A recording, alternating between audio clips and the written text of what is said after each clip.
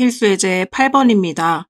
첫 번째 문제는요. 주어진 함수의 그래프가 점 A, B에 대하여 대칭일 때라고 했습니다. 자, 여러분, 유리함수 그래프는 어떤 점에 대하여 대칭이라고 배웠었죠? 우리가 개념 정리할 때 배웠었는데 점근선의 교점 부분에서 생기는 요 점에 대해서 유리함수는 대칭으로 이렇게 그려진다고 했었죠. 그래서 점근선의 방정식이 x는 p고 y는 q였다면 어떤 점에 대해서 대칭한다?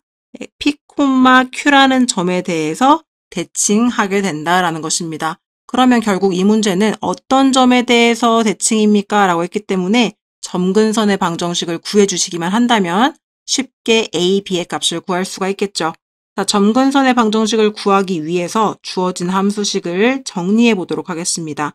그럼 x 빼기 1분의 라고 쓰시고 분자도 똑같이 쓴 다음에 이 앞에 있는 개수 3을 맞춰주기 위해서 3을 붙여주시면 3x 빼기 3이 되니까 더하기 1의 값을 맞춰주기 위해서 더하기 4까지 해주시면 식의 값은 변함이 없겠습니다.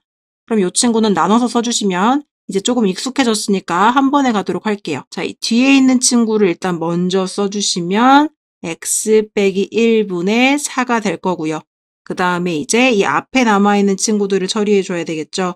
여기는 항상 이렇게 약분이 되는 형태였기 때문에 남은 친구 플러스 3만 써주시면 되겠습니다. 그럼 점근선의 방정식은요. x는 1과 y는 3이 되기 때문에 어떤 점에 대해 대칭이냐? 1,3이라는 점에 대해 대칭입니다. 라고 이야기해 주시면 되겠죠.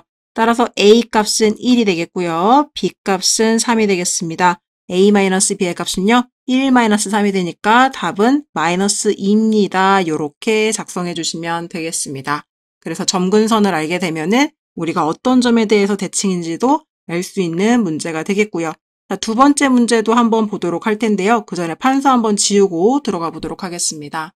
두 번째 문제는요. 주어진 함수의 그래프가요. 두 직선 y는 -x 플러스 1과 y는 x 마이너스 3에 대해서 각각 대칭이다 라고 했습니다. 자, 우리가요. 유리함수에 대해서 처음 배울 때 어떤 직선에 대해서 대칭이라고 배웠었냐면 지금 y는 x분의 k 그래프 같은 경우에 이 점근선의 방정식 자체가 x축과 y축인 x는 0, y는 0이었죠.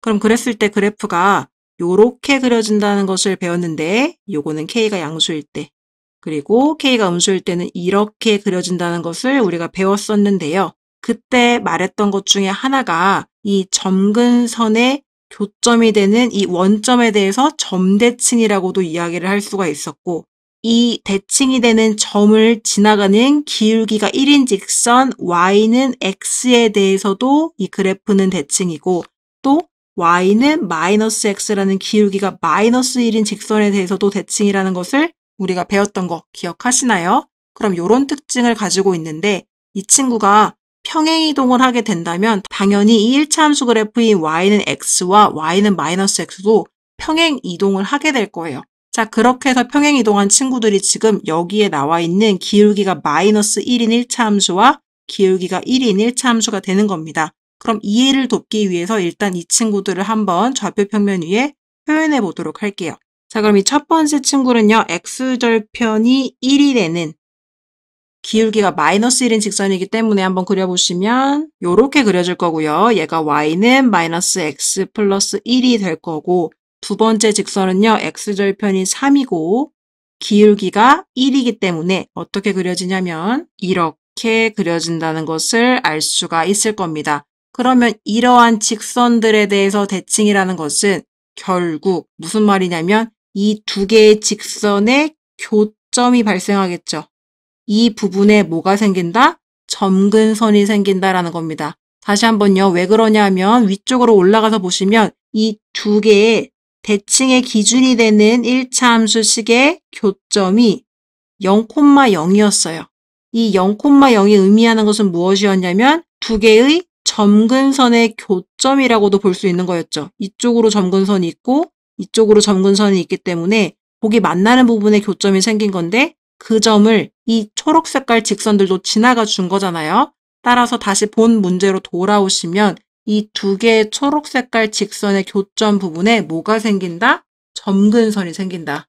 그래서 점근선을 그려보시면 요렇게 하나가 생길 거고요. 그리고 이쪽에도요. 이렇게 하나가 생기게 됩니다. 물론 그 점근선의 좌표는 현재는 몰라요. 근데 어떻게 알 수 있냐? 문제에서 지금 직선의 방정식이 주어져 있기 때문에 이 두 개의 직선의 교점을 한번 구해보도록 하겠습니다. 따라서 이 두 개의 직선, y는 마이너스 x 플러스 1과 y는 x 빼기 3의 교점을 한번 구해본다면요. 교점을 구할 수 있는 방법은 두 개의 식을 같다라고 놓는 거였죠. 그럼 같다고 놓으시고 x끼리 몰아주시면 마이너스 2x는 상수항 넘겨주시면 마이너스 4입니다. 따라서 x의 값이 2라는 거 알 수 있고요. x의 값이 2라는 것은 여기다가 한쪽에 대입해 보시면 그때 y 값이 마이너스 1이라는 것도 알 수가 있습니다. 따라서 이 점의 좌표가요. 2, 마이너스 1이 되는 상황이니까 이 점근선의 방정식은 얘는 x는 2가 되는 거고요. 이쪽은 y는 마이너스 1이 되는 겁니다. 여기까지 잘 따라오셨죠? 그럼 유리함수에서 점근선을 안다는 것은 엄청난 단서라고 했었죠. 자, 점근선의 방정식이요. x는 2, y는 마이너스 1이라면 우리는 유리함수식을 어떻게 만들어 볼 수 있냐면 y는 x 빼기 2분의 뭔지 모르겠는 k값 마이너스 1 이렇게 만들 수 있었던 거 맞나요? 그런데 요 함수식이 지금 누구랑 같다는 거냐면 얘랑 같다는 거잖아요. 그쵸? 그럼 저 형태로 만들어주기 위해서 이 두 개의 항으로 떨어진 친구를 하나의 항으로 붙여주도록 하겠습니다. 그럼 x 빼기 2분의 k는 그대로 써주시고 마이너스 1에 다시 x 빼기 2라고 해주시면 그럼 여기 뒤에 있는 친구가 지금 요렇게 올라오게 된 거 맞나요? 그쵸? 분모를 지금 x 빼기 2로 만들어주면서 분자로 올려주었고 마저 계산을 해보시면 x 빼기 2분의 전개를 하시면 마이너스 x 플러스 2가 되고 원래 있던 k까지 이렇게 써주시면 요 유리함수식이 누구와 일치해야 하는 상황이냐면 문제에서 준 이 친구와요. 그래서 얘가 같습니다. 누구랑요? x 플러스 b분의 ax 플러스 3과 같습니다. 이렇게 식을 세워주시면 일단 가장 손쉽게 알 수 있는 건 여기 b의 값이 되겠죠. 따라서 b는 마이너스 2라는 거 알 수 있고요.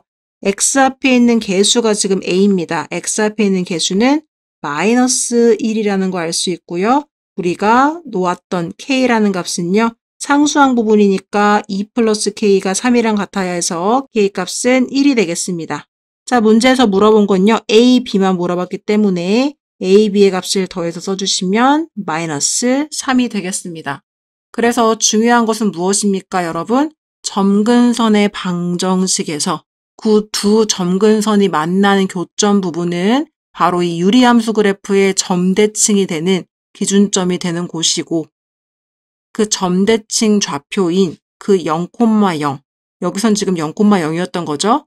그 점을 다시 지나가는 기울기가 1인 직선의 방정식 그리고 기울기가 마이너스 1인 직선의 방정식도 이 유리함수 그래프를 대칭이게 만들어주는 그래프식이었다라는 것입니다. 그런데 이 친구들이 평행이동을 하게 되니까 결국은 평행이동을 했을 때 이 1차 함수의 식들도 변화하게 되는데 변화하지 않는 진리는 이 두 개의 1차 함수식이 만나는 교점의 좌표를 통해서 우리는 점근선의 방정식을 이렇게 추측할 수 있다는 것이었죠.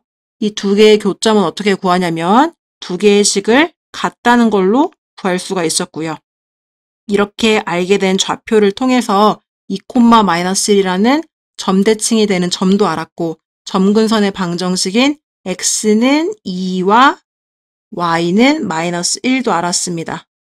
그럼 유리함수 문제에서는요. 점근선의 방정식을 알았다는 건 엄청난 힌트예요. 왜 그러냐 하면 점근선의 방정식을 통해서 우리가 유리함수식을 이렇게 만들어 볼 수 있기 때문인 거죠. 그럼 이렇게 만든 상태에서 본래 문제에서 준 모양과 조금 다르기 때문에 이 항 두 개짜리를 항 하나짜리를 합쳐서 만들어주고 이게 문제에서 주어진 값과 같다라고 논다면 나머지 부분들은 우변과 좌변을 비교하면서 모르겠는 미지수 값을 풀 수 있는 문제가 되겠습니다.